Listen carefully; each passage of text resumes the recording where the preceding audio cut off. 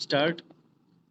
जब भी हिंदी को संविधान के प्रावधान के अनुकूल अथवा जन जन की आशाओं और आकांक्षाओं के अनुकूल स्थान देने की बात सामने आती है, एक भ्रम लोगों के मन में पैदा होता है कि यदि हिंदी को उसका अपेक्षित स्थान दिया गया तो वह कदम अंग्रेजी के विरुद्ध होगा।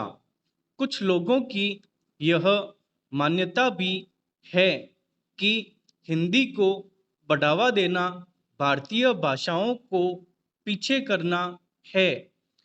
इन भ्रमित धारणाओं के कारण ही स्वतंत्रता के 50 वर्षों के बाद भी पूरे देश को एक सूत्र में जोड़ने वाली या पारस्परिक स्नेह तथा भावनात्मक एकता के लिए संविधान में आदर प्राप्त करने वाली भारतीय भाषाओं को हम कार्य व्यवहार की भाषा के रूप में प्रतिष्ठित नहीं कर सके हैं।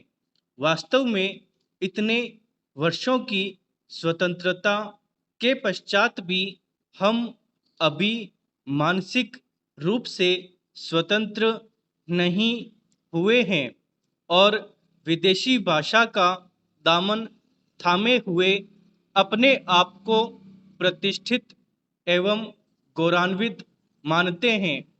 यह हमारी हीन भावना का ही द्योतक है।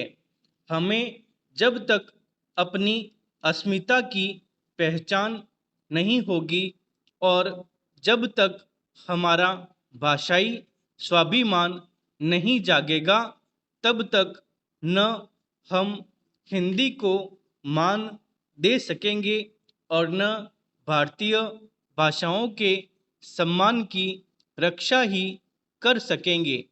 ऐसी स्थिति में जो भी कदम हिंदी की राजकाज में तथा लोक व्यवहार में प्रतिष्ठा के लिए उठाया जाएगा, वह बराबर ही नहीं बल्कि अपने आप में ऐतिहासिक एवं अद्वितीय होगा।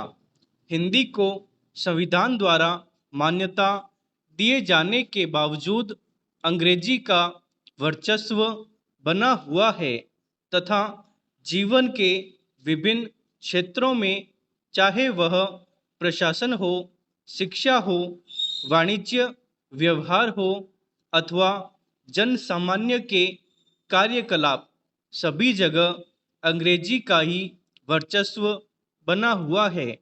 हिंदी और भारतीय भाषाओं की इस अपेक्षा के लिए जहां हमारा मनोवैज्ञानिक संकोच उत्तरदायित्व है, वहीं अंग्रेजी से जुड़ी हुई हमारी मानसिकता तथा हीन भावना ही बाधा डालती है।